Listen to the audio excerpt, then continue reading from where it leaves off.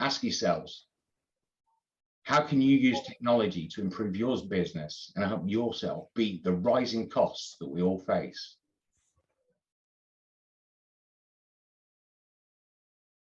Did you know that Britain employs 2.7 million people in the manufacturing sector? Well, I'm just one of those 2.7 million people, and I've been involved in manufacturing for my entire life, which is more years than I care to mention. So, good morning, everyone. Starting as an apprentice, making the tea and sweeping the floors, I've worked my way up the ladder like everyone here, and I'm now fortunate enough to be a shareholder and director in two manufacturing businesses. So when Made in the Midlands asked me to speak about either best practice or a success story, I thought, what do I know about best practice that most of these great businesses in the Midlands, especially our members, don't already know? On top of that, I thought, who's had a success story in recent times, given all the recent challenges that we've faced as businesses?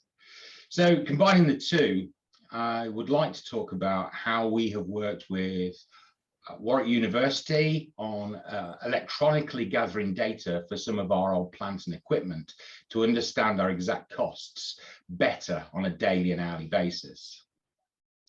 Now, as Brian said, I've only been given 5 to 7 minutes this morning, so I'll have to be brief, but hopefully I will cover the salient points. Most people I know at C-level in a business review their management accounts each month to understand figures that may be good or bad, but can be up to 6 or 7 weeks out of date, which means they're lag indicators. Although they're suitable for monitoring mid to long-term trends and help you set strategies, they don't allow you to monitor issues that you face as they happen. Therefore, we chose to collect live data and understand what's happening now, so we can affect those results for the week and the month. Effectively, this is a lead indicator, allowing the business to have an impact on those results before it's too late.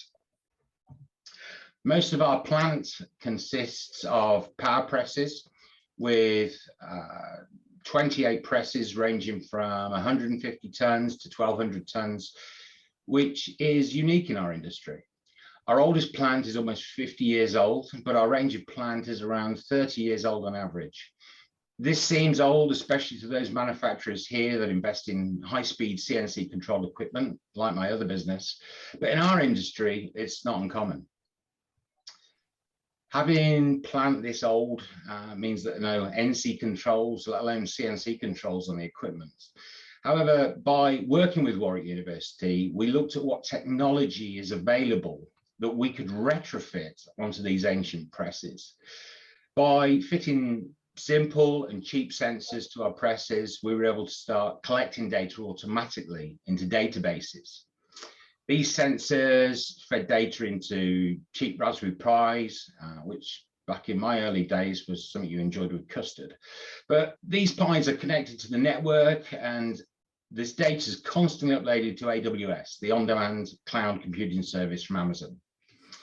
Initially, we started by collecting the number of parts made and the steadiness of the production run rate. Although only basic data, it allowed us to see when machines were being utilized and idle. This basic data started to form patterns. Some of these patterns were obvious patterns, such as machines not starting work until 5 or 10 minutes after the shift began, or finishing 5 to 20 minutes early at the end of a shift. There were presses where break times were extended beyond their anticipated break times. To try and understand if this was people or plant related, we added a simple field in the database where at the beginning of the shift, we allocated the operators against those presses.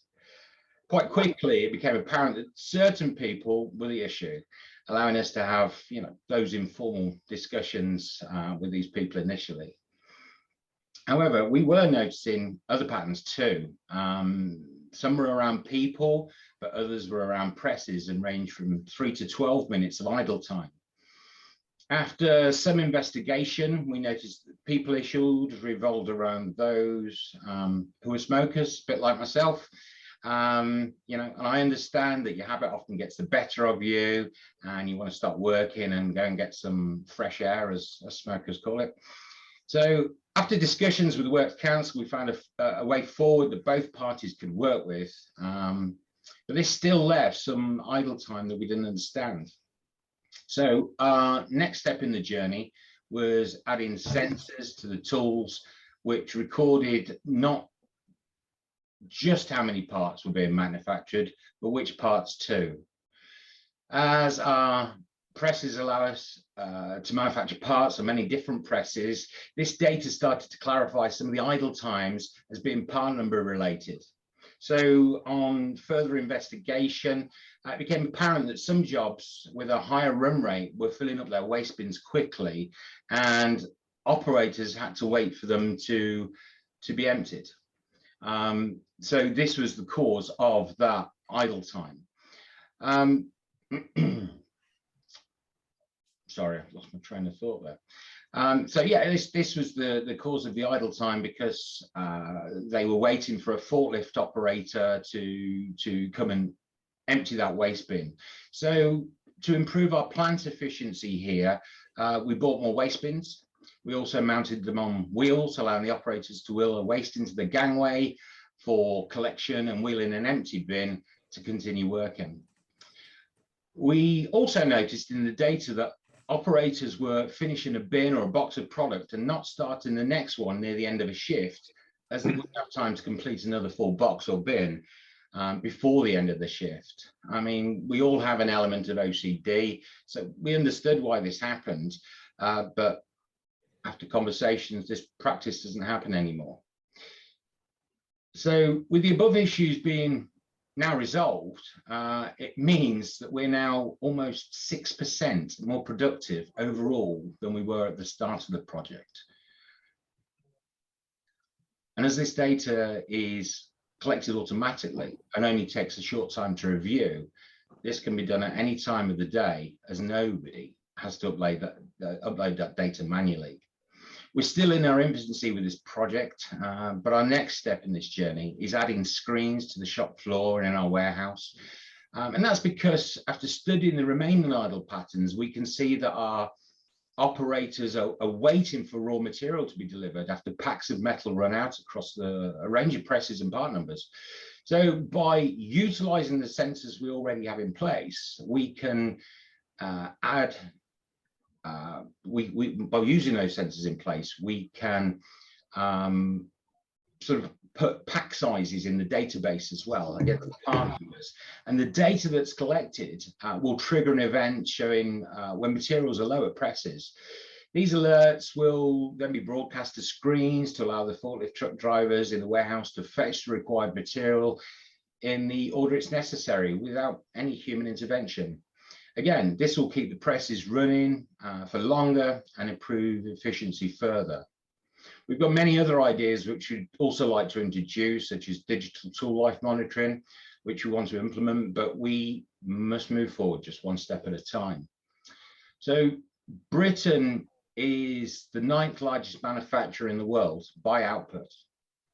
Britain has also risen one place to 3rd in the world for technology breakthroughs. By utilizing modern technology with old plant, great things can be achieved.